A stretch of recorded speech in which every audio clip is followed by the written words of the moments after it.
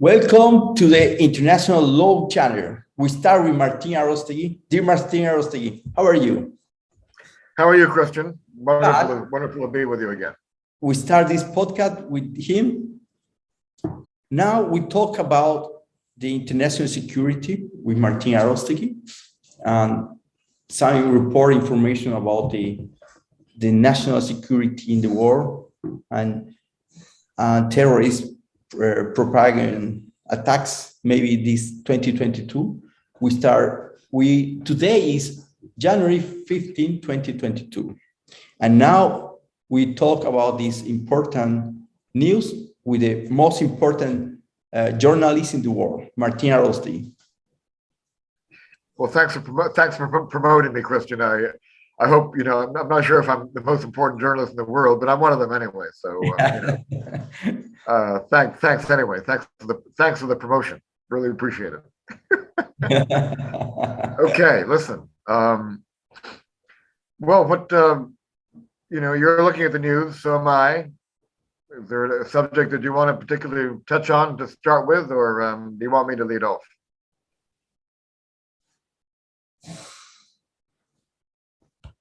So, what is going on with the intelligence information in the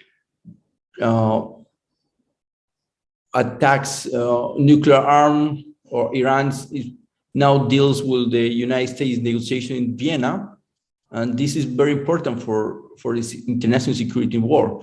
Now, what do you think about that? The new nuclear treaty with Iran? The new nuclear deal with Iran.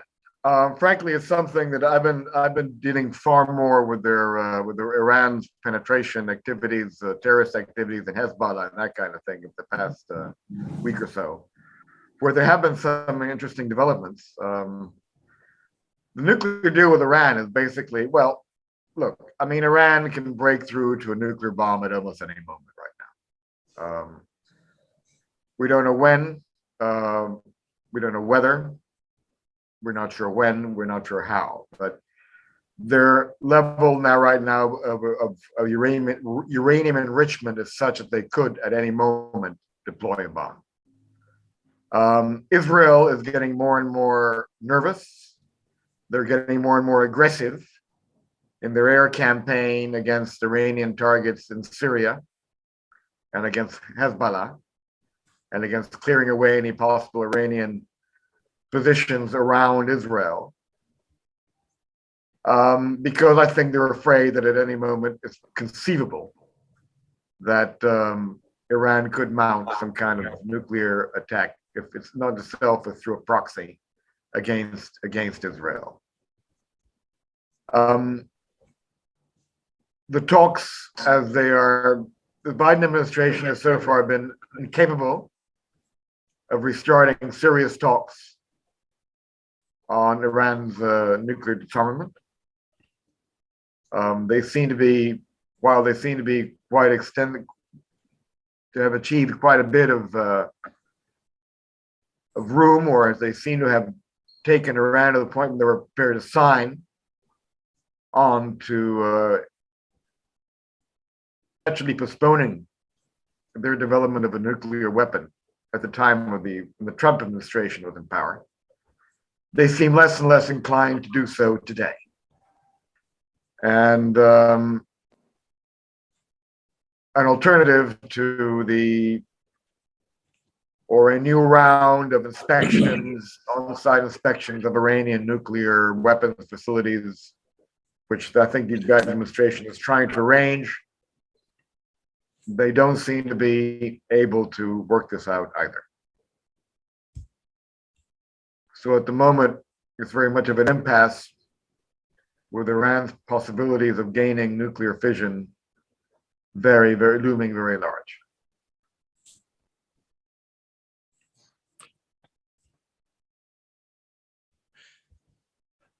And now we talk about Russia, the new scenario in this 2022. What do you think about Russia maybe attack in some connection with Iran? Somebody talk about the international security in the Ukraine. Russia have interest in Latin America. Before we get on to Russia, Christian, let me emphasize a few things about continue with a few matters about Iran that I think which I think are certainly worth focusing on. At a moment in which supposedly they are trying to arrive at a nuclear deal with the Biden administration to restart nuclear talks. They are engaged in, I think, what is an unprecedented level of aggressive activity by the militias that Iran controls, including Hezbollah, in attacks against Americans. We saw that the American embassy was hit this week by rocket fire by an Iranian-controlled militia group, and which has been accompanied by very bizarre threats issued by top Iranian generals, indicating what I've been saying for a while, that Hezbollah is setting up bases from which to threaten and conduct attacks inside the United States. He said that the United States could suffer attacks from inside American homes, is the exact way he put it. Although this in the translation it just could mean inside the American homeland. We're translating from farthing to English here. So also Iran issued I don't know if you're aware, in the past few days, it released a very bizarre video of an attack, it was a simulated attack against ex-President Trump. A simulated drone attack against ex-President Trump while he's playing golf in the state of Mar-a-Lago.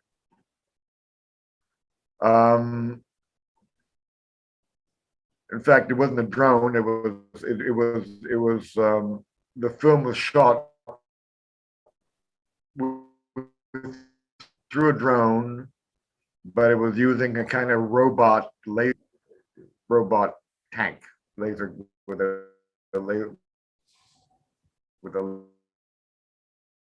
laser guided munition fired at them. So accompanied by threats that they were going to attack, they were going to administration who were involved in the assassination of General Soleimani, the head of the Al-Quds force that was hit by an American drone strike in Iraq a couple of years ago when he was supposedly preparing attacks against Americans. So we see, Iran seems interested or makes motions towards negotiating on one end. We see an increasingly aggressive position and the propensity certainly to use terrorist tactics against the United States. On the other hand, and this is the current situation we're in. There is no doubt in my mind that Iran and Hezbollah, two working together, have considerably refined and upgraded their ability to conduct attacks against the US, including on US soil.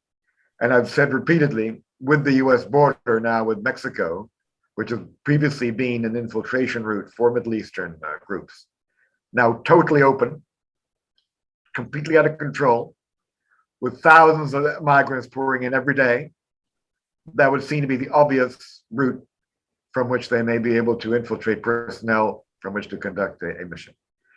Keep in mind as well that they've inherited this massive American arsenal in Afghanistan, billions of dollars worth of equipment, including drones. Drones that perhaps the Taliban could sell to Iran. Maybe they might have better use for them than with Hezbollah than Qaeda might at the moment. Or as well, and bear in mind, Iranian drones are being produced in Venezuela. Venezuela. There has been an Iranian drone factory operating in Venezuela for quite some time. To what extent, again, it's difficult to say. Some say it isn't really operating, that its production capacities are very limited. We don't know. But do they have that kind of capability already in the Western Hemisphere? I think it's undeniable. It's terrible. You think so? Bioterrorists too? To doing is a menace by terrorists? Bioterrorism? Look, Christian, the sky's the limit now. I mean, I think Iran has actually been dealing now with pathogens. There was a very strange sale of Cuba sold Iran what the State Department termed dual-use technology, biotechnology, quite some time ago. This was a trace that they actually found. It was traced to it was part of an official. It was an officially signed business deal between Castro and the Iranian leadership, and he visited Iran back in 2001. But if this happened once, I'm sure it's happening again. I'm sure it's happening elsewhere. I mean, you don't hear very much about their bioterrorism capabilities, but although I'm sure they exist, because if they can develop a nuclear bomb, they can certainly develop some kind of bioweapon as well.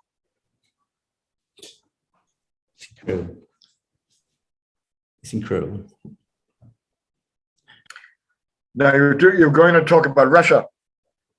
Yeah, I think so. Russia is in the scenario 2020 with attack Ukraine maybe this year, and that's the possible some connection with Iran. I think so. What do you think about this information about the Russia? Well, I don't know about the connection with Iran, but there's certainly a connection with Kazakhstan. Russia is absolutely determined to do all it can, using whatever means necessary, to guarantee the frontiers of what was once the Soviet Empire, or to as much as possible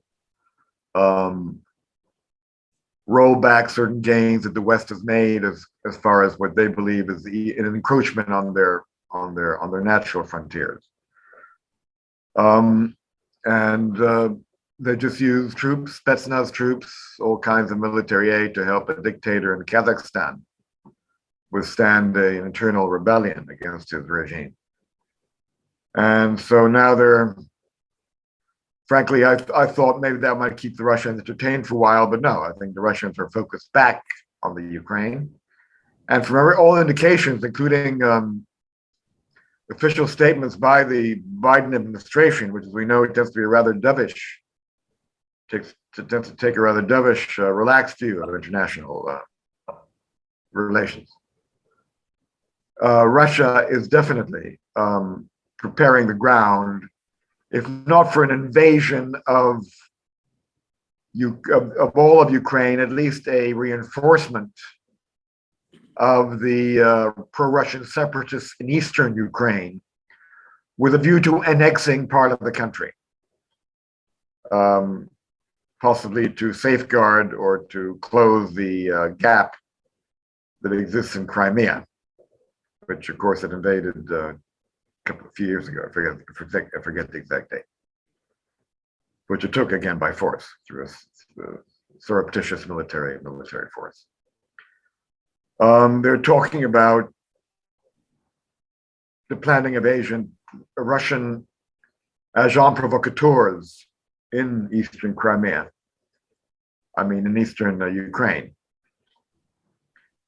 to generate violence and therefore a pretext for a Russian military scale intervention, presumably to protect the eastern separatists, the Russian separatists in eastern Ukraine, from a purported threat by Ukrainian nationalists.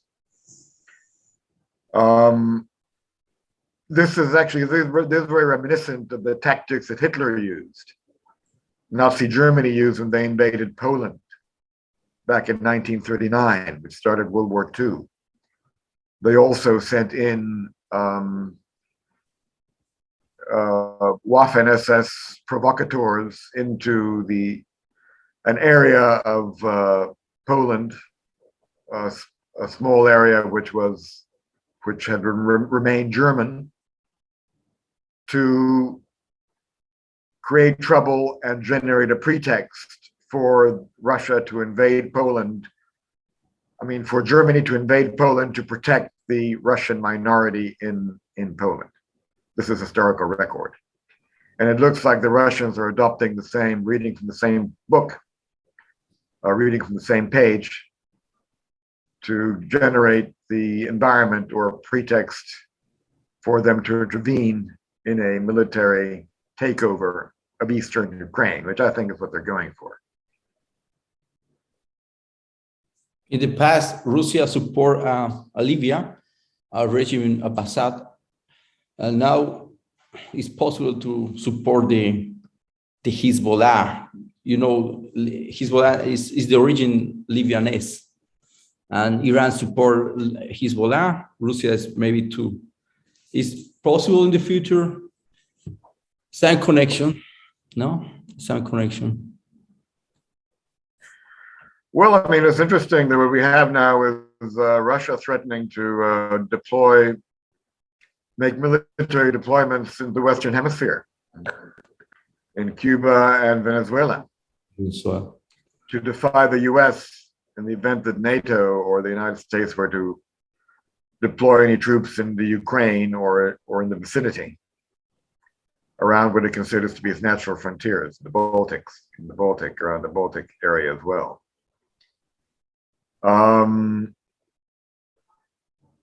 And of course, we all know what's happening in Venezuela. Venezuela is very much under the influence of Iran. It's possible Venezuela stage base of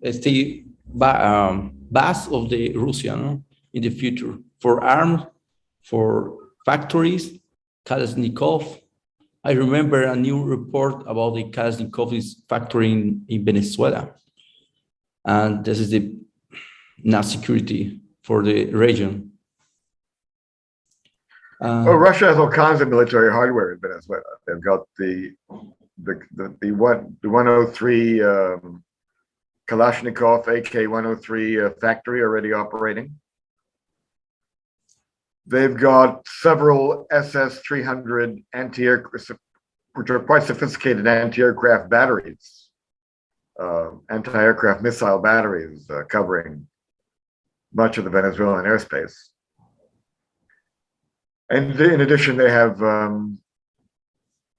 think, close to about 100 T-74 tanks.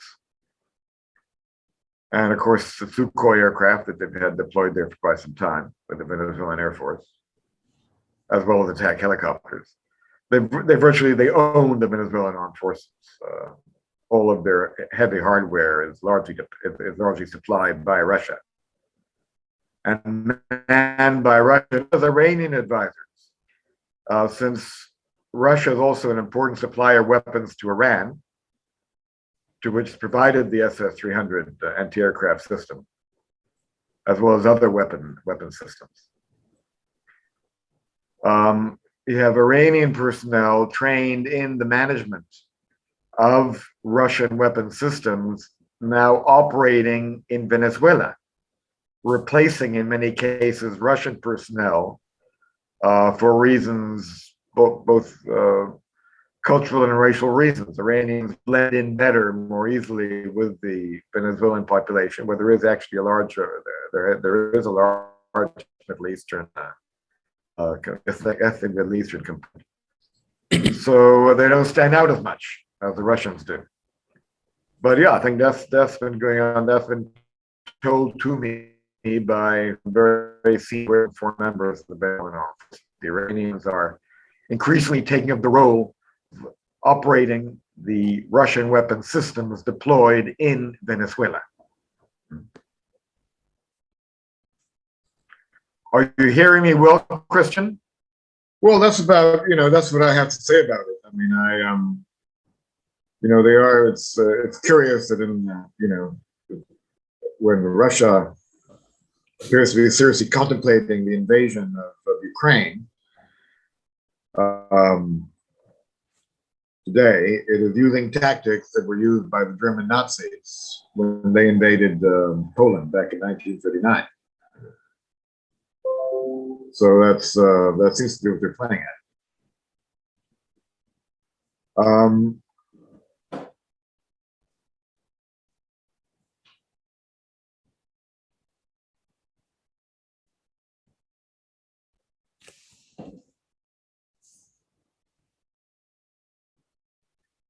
Again, I think their objective is to take over eastern Ukraine, set up a state there headed by the pro-Russian separatists, and close the land gap with Crimea. I don't think you're likely to have Russian tanks rolling through the streets of Kiev, although I wouldn't discount that entirely. But I think you're definitely going to have a Russian puppet state, a Russian buffer state, getting set up in eastern Ukraine. I mean, the Russians have these buffer states now up and down their entire eastern border. They've got Belarus, Moldavia. All these are tiny mini states controlled by dictators like Lukashenko, who are completely entirely creations and dependent on Russia. So they're going to set up something similar in eastern Ukraine. I think that's essentially what they have in mind. They want a buffer there between themselves, and which would prevent any kind of Ukrainian power from taking a position or threatening what they call their near abroad, that is their eastern border. That's what the U.S. is going to do. I don't know. I mean, I don't see the U.S. certainly not deploying troops in Ukraine. They may do so covertly. They may use special operations units to beef up the Ukrainian forces. They may use what I think the logical thing would be to use other East European troops that are members of NATO to operate there, maybe clandestinely or undercover, to help the Ukrainians. I don't see that they will clash directly with Russia in Ukraine or over Ukraine. I don't see that as likely. What I've been focusing on over the past few days, over the past week, since we last spoke, is the growing, and I think this was recorded in our last, we just spoke, the increasing threat that I find the United States is under. Not so much from Russia, the threat is remote. It's mainly in Eastern Europe, but much closer to home. We have terrorist organizations, terrorist states like Iran, now openly threatening the United States with conducting operations against the U.S. and within U.S. soil, which I've rarely heard before. When Iran says this, it says these things that generally means them. I remember quite some time ago, everybody more or less laughed when an Iranian admiral suggested or threatened that an Iranian destroyer would soon be escorting oil tankers, or would maybe soon making a visit to Venezuela in some sort of escort capacity. And in fact, they did try it. They sent a converted oil tanker quite a few months ago, supposedly to deliver missile parts for the Russian missiles deployed in Venezuela, as well as other military hardware, including fast patrol boats that can pick up. And they sent this. They tried to deliver this under the escort of an Iranian destroyer, of an Iranian Navy. It was an Iranian naval operation targeting or aimed at the Caribbean, with the obvious destination being Venezuela. So the fact they finally didn't do it, either because at the time that they got scared that there could be a very serious U.S. reaction, or it was more serious than they thought it would be, or because they decided to maybe divert the shipment elsewhere, we don't know. Whether they tried it and seriously tried to do it after threatening to do it sometime before and being laughed off as not likely, as something that they couldn't do, is, I think, indicative of the growing capabilities they have, I think, in the Western Hemisphere to strike the U.S. or strike U.S. targets. And as I said before, I think the next Iranian Hezbollah strike is going to be inside the U.S. And we had some talk about that this week on the part of Iranian officials. Now Biden is negotiating the new trade with Iran. Is possible to recognize in the Iran nuclear program is approved? Biden approved this? I don't think they've approved anything yet. I don't think the Biden administration has made up its mind one way or the other. I think the Biden administration seems to make up its mind of what circumstances force them to. I wouldn't know how to answer that question of yours, Christian, one way or the other.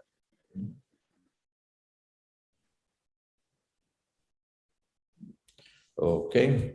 The administration of Trump caught this international trade in nuclear, and now Biden is negotiation. But what's the scenario for this new Iran sanction or new deals with Iran or rupture the Iran negotiation? I don't quite understand your question, Christian. Could you repeat it? I know it's a long question, but I just didn't understand it. Okay. When administration of Trump broke the treaty, Iran treaty, nuclear treaty, this period sanction, Iran have a new sanction, and now Biden is collaborating with to up this sanction, to Iran sanction. Is better for the war? Is better for the United States? Is better for the Iran relation with the war? Christian, I have a very hard time divorcing whatever Iran and the Biden administration are discussing in their formal talks with what is happening on the field. Okay. They're going back and forth now about these nuclear talks about dropping sanctions and all this kind of thing, and it doesn't seem to be going anywhere. And what concerns me a lot more, and where I'm much more focused, is on what is actually happening in the real world. And everywhere you look, you find a far more aggressive Iranian posture. This week, they targeted the U.S. embassy in Iraq with a rocket barrage. An Iranian general, Revolutionary Guard general, has threatened, quite openly threatened, and in a rather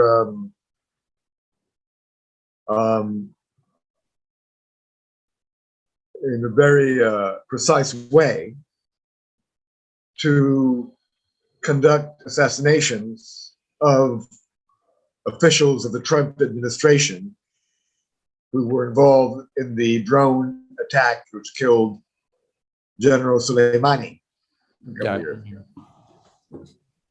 They even, I don't know if you're aware of the fact, they released a video. They simulated attack on Donald Trump while he's playing golf at a estate in Mar-a-Lago. Yeah. It was supposedly an attack that, in the video, was an attack conducted by a remote-controlled robot mini tank that with some laser-directed munition that would hit Trump as he was playing golf.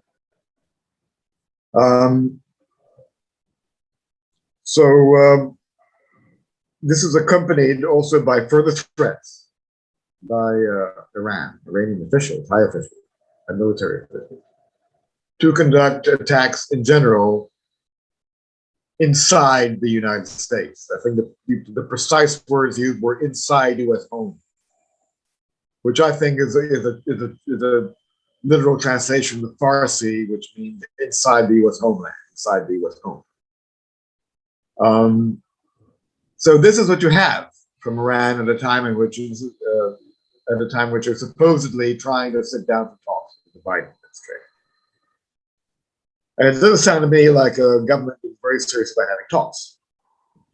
They want to get whatever they can get out of the U.S. if possible. Of course, everybody wants sanctions to be dropped and or to be downscaled.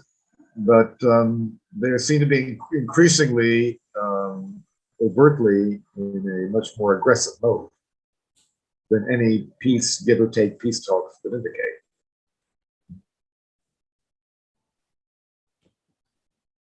Very interesting. That's a point. Very interesting. Okay, that's all. Christian, wonderful to see you. And we'll talk soon. Okay, that is all. Thank you, Martin. Thank you. Sure. Thank you, Martin. That's the report of Martin. See you next Saturday with next Saturday. International Security. Saturday podcast. Great. Talk to you later. Take care.